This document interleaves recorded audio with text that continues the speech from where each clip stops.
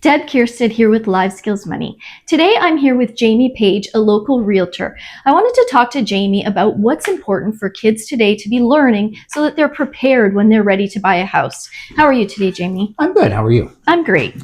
Are young buyers prepared financially to rent or buy their first home in your experience?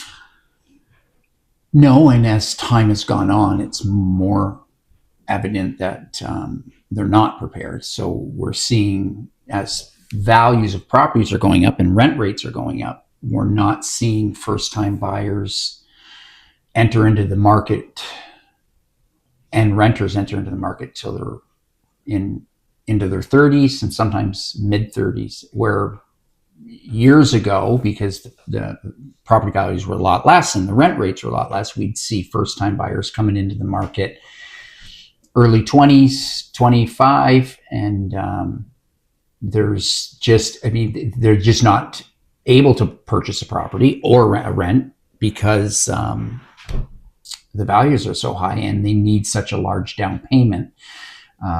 So what happens when they go through the mortgage process and they go through the screening, they're sent back and they're sent away, and just they have to increase the deposits.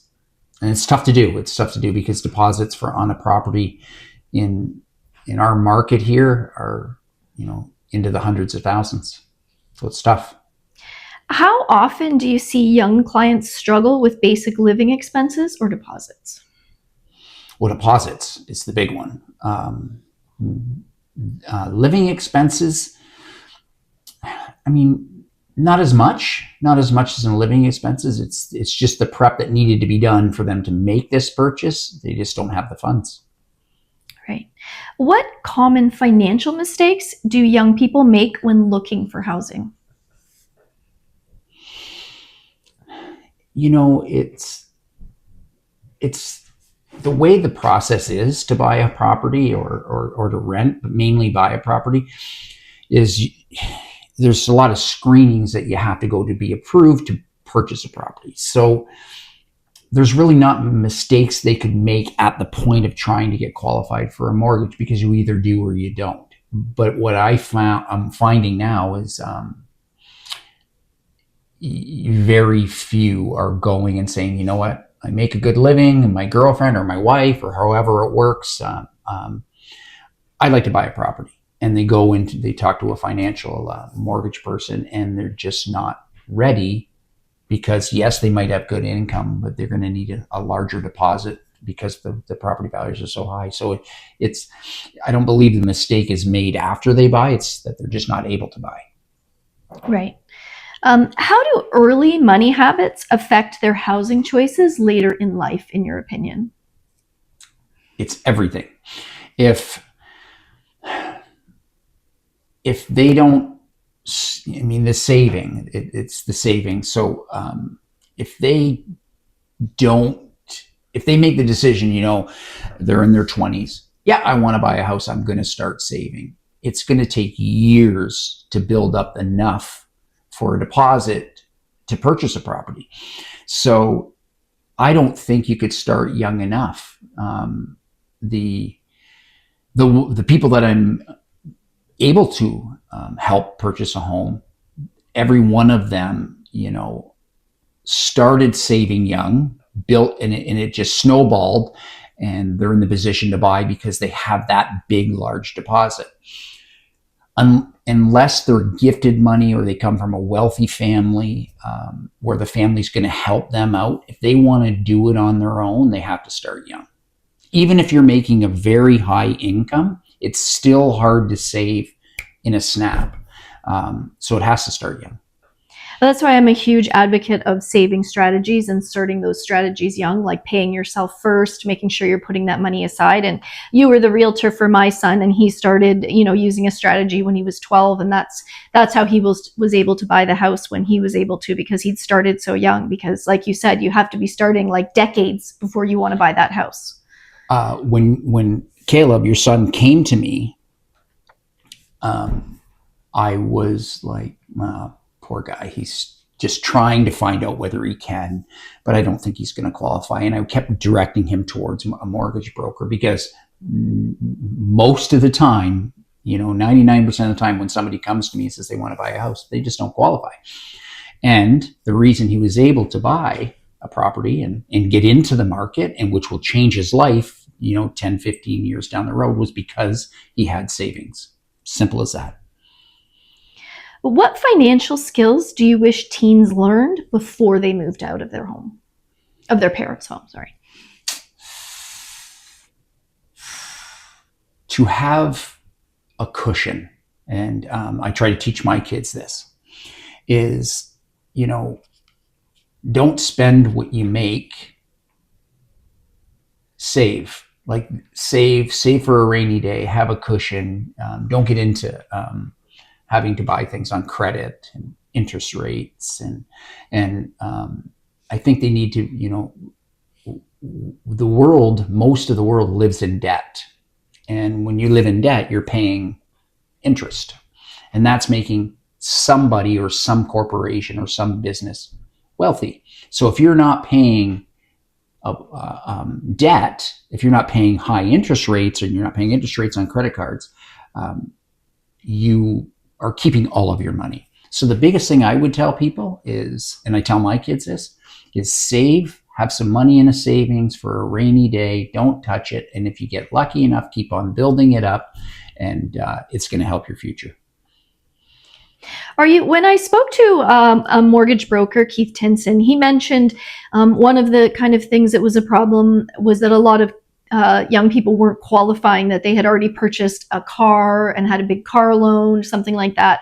Are you also noticing that trend, that they have financial commitments that are standing in their way of qualifying because they've made some big commitments?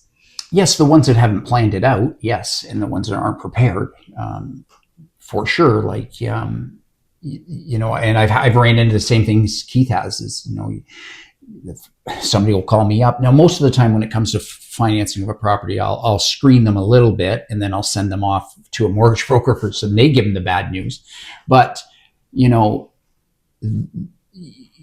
there is a lot of, I see it a lot, where people will go and they'll buy a car, or they'll purchase TVs or toys, and that goes against their debt ratio. So if somebody has a car payment of $1,000 a month and they make good money, that goes against their debt ratio, and they're stuck. They'll be stuck in that payment, and that could be something that holds them back from being able to purchase a home. Absolutely. Happens all the time. In your opinion, what are you noticing in young people today? Are they more likely to overspend on lifestyle versus save for important purchases, or vice versa? Oh, the world today and society today is,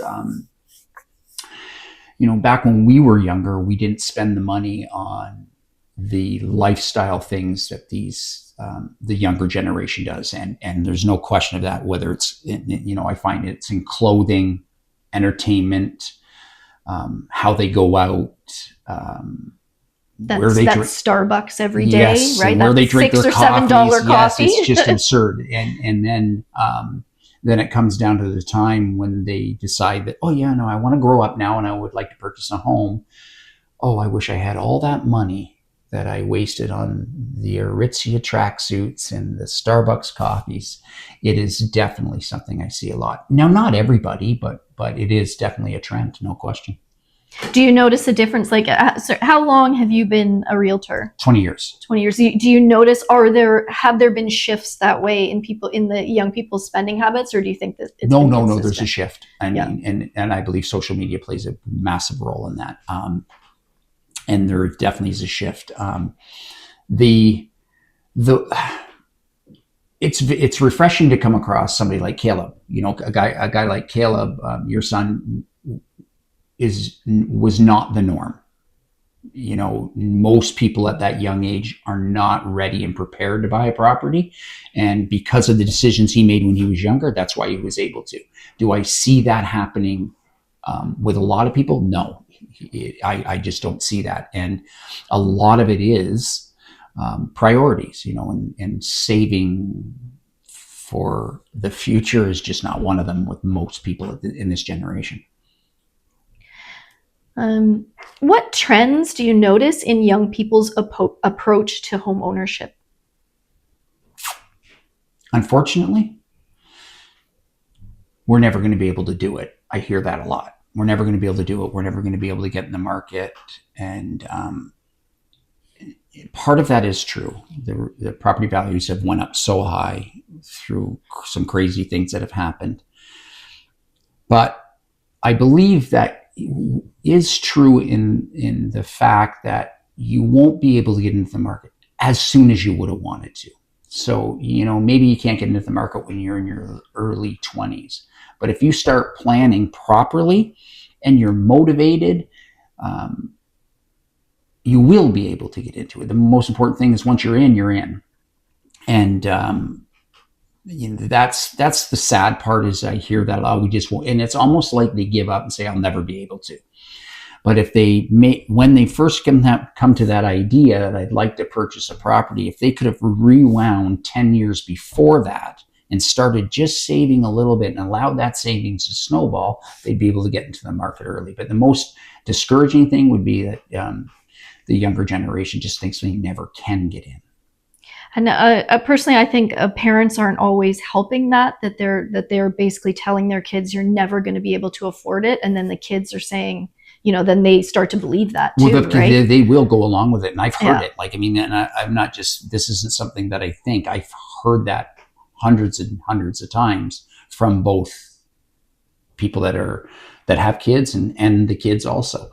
Um, but there will be houses and properties that are being sold, and you don't need to make $1 million a year to be able to do it. But the key is doing it right when you're young, and that would be saving money, building up good credit, not paying high interest loans, and you'll be a step ahead of the other people that just have that mentality. I won't be able to buy a house. Now, that mentality actually is bringing property values down a little bit. So it's preparation and saving and building up good credit. And if you're not somebody that's good with money, don't get credit cards and don't go buy a car that's going to be $1,000 a month in payments, and then before you know it, you'll be able to buy something. So how can parents of younger kids or teens, how can they prepare their kids to handle housing and living costs responsibly? What are some things they could be doing better to help their kids? Well, you can educate them. If without all the saving stuff. So if they've done all their savings, and how can they help them? Is explain to them property taxes and hydro bills and water bills and consumption. Um, not living paycheck to paycheck, because one of the big ones that I try to help people with is if you're living paycheck to paycheck and you need a new roof on your house and you don't have the money, you're going to have to get that money, and you're going to have to borrow it from somebody, and you're going to have to pay interest, and then something else goes wrong with your property, and then you're not going to have the money for it. So a lot of it is teaching them budgeting and making them aware of that. Just because you have a payment of $3,000 for a mortgage and $500 for a car, and you have your set property taxes, there has to be extra for that rainy day, so you do not get into a financial bind where you're just adding up your interest. And I do see that. And I see that because where I get the call is, we have to sell, we can't afford it. So, but helping your kids with budgeting, and the younger people with budgeting, is crucial. Like it's crucial. The one thing that we are safe here in Canada is the Bank of Canada and the mortgage restrictions. A lot of people will complain about the mortgage restrictions, but they are there as a safety net, where they're not going to allow you to have a mortgage that's supersedes your what you can afford. But that doesn't mean that you can't qualify for a mortgage and then get into financial trouble because you just do not know how to budget. You don't know how to manage the book. So when kids are younger, just just teach them, teach them when they get their first job. I think their first job is important, how to manage their money. If you're making $200 a week, how much of that are you going to spend? How much are you putting into savings? And where will that money go if you keep on doing that over 4 or 5 years? It's important. Thanks. What is the biggest financial red flag that causes a landlord or a lender to hesitate with young applicants? Well, there's a few, but the big one is bad credit. In as landlords, the first thing they're going to look at is past credit. So if somebody wants to rent a property and they don't have a good credit, and their credit score is low because they weren't paying their bills on time, then they're in today's environment, they're just not going to get in. That is number one. And then it will go to income. And this is the renting, and it'll go to income. And if the numbers don't line up, that you make enough money per month, then there's too many people out there trying to rent properties, and they're looking for good credit and then income. Purchasing, you do not have to, they are going to look at your credit. That's going to play a role for sure. But the number one thing for purchasing is income and your deposit. Do you see a difference between young clients who had financial guidance at home versus those who didn't? Oh, absolutely.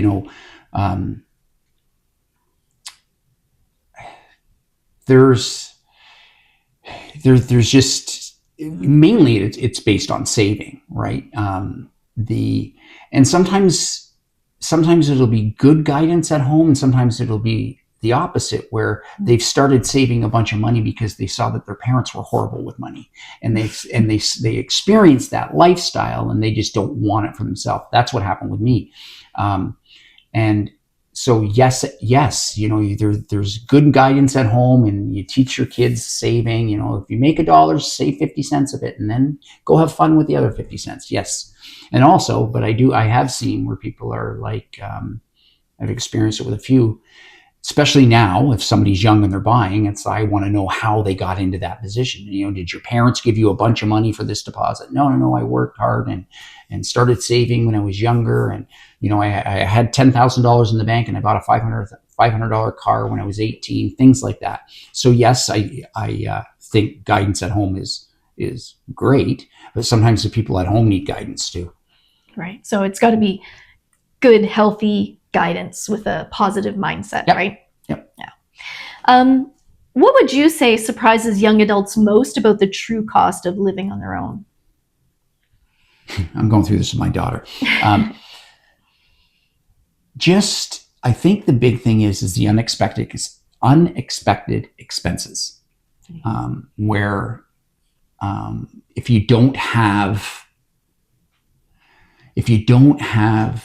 the cushion, that's the big one. It's the unexpected expenses, where the money for the rainy day thing. I don't know if it was how far back it goes. I just can talk about today that I don't see that enough. I don't see it enough in my kids and the younger generation, where they're planning for a rainy day. So that's the biggest thing that I'm seeing, that's where they get into the money trouble. It's not the set expenses. They know what their mortgage is going to be. They know what their taxes are going to be. They know what their car payments are going to be. It's the extras. And it's very hard for this generation to say no.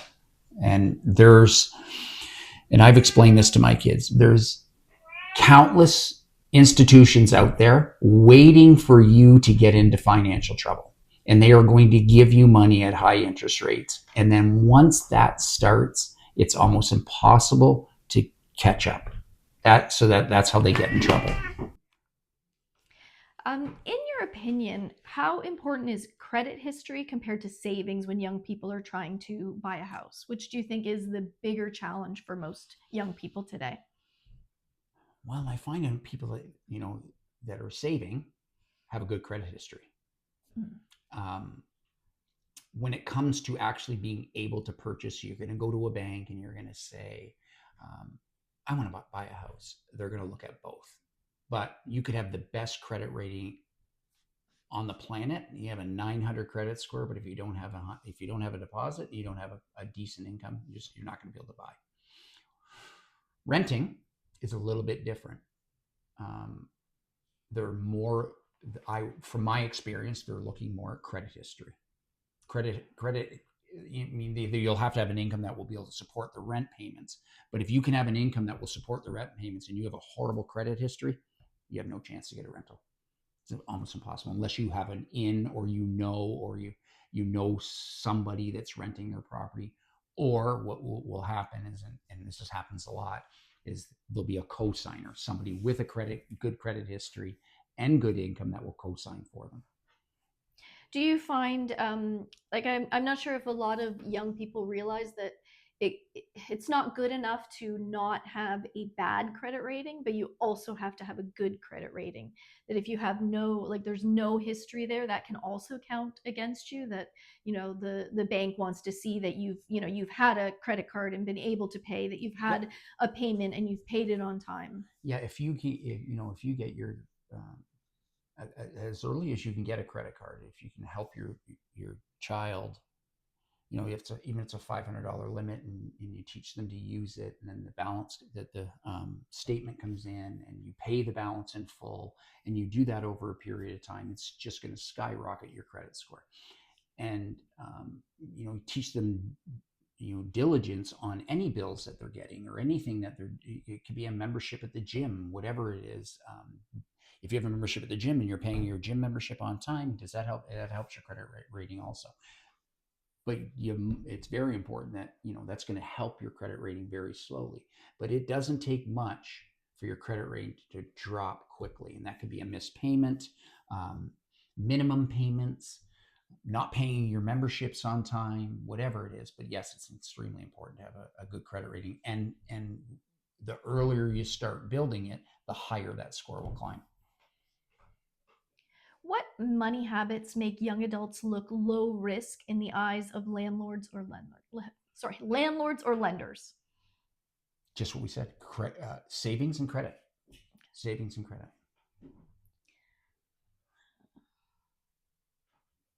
Have you seen young adults miss out on housing opportunities because they weren't financially organized or prepared? All of the time. It's the reason why they can't buy. Um, and not, that sometimes, sometimes people will have good credit, they'll have a good savings, but their income's a little bit low, and the advice is to wait. But I've never had anybody say that they'll all look back and say, I wish I would have. I hear that a lot. Oh, I wish I would have. I wish I would have. I wish I would have paid that credit card on time. I wish I would have built up my credit rating. I wish I would have had more savings.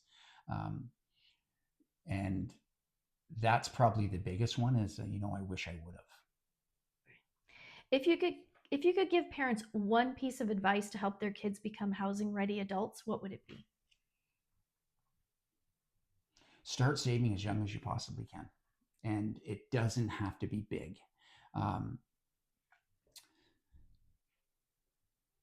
it, even if they're 10 years old and they get, for their birthday, they get $50 from grandma, teach them to put $20 of that away, and then just keep adding it up, and then show them when they're 12, like, look at, grandma's been giving you $50 for Christmas and $50 for your birthday every year, and over these 10 years, look what's happened. We've saved up, and this is how much money you have in the bank account. Just that there will make their eyes open up. It works. So consistency over quantity. Yes, absolutely. Just slow, and it can be just little amounts. I when One of the prerequisites, because I helped my daughter buy a house. She lives in Alberta, and one of the things I said is that if you want to do this, we're going to do a budget. We've figured it all out, and I helped her, because she was 22 at the time. But the only thing that we have to do is, in order for me to go along with this, we're going to take $600 a month and we're going to put it we're going to be giving it to a financial advisor, and then that $600 a month is going to be your rainy day money. Fast forward now to 3 years, she just cannot believe how much that money has grown. She hasn't touched it. And now she has this peace of mind knowing that if something was to happen, whether she needed a new car or she had to get something fixed in her condo, that she has that money interest free to pull out anytime she wants. And it's grown and made her money. So it doesn't have to be, you don't have to put away $5,000 a month. It's just if you start young and you start early, it will snowball and give you that rainy day money, and you're ahead of the game. And not only are you ahead of the game, you're ahead of 95% of the population. Well, thank you very much, Jamie. I really appreciate you taking the time and answering these things. It's very helpful for parents. No problem. Thank you.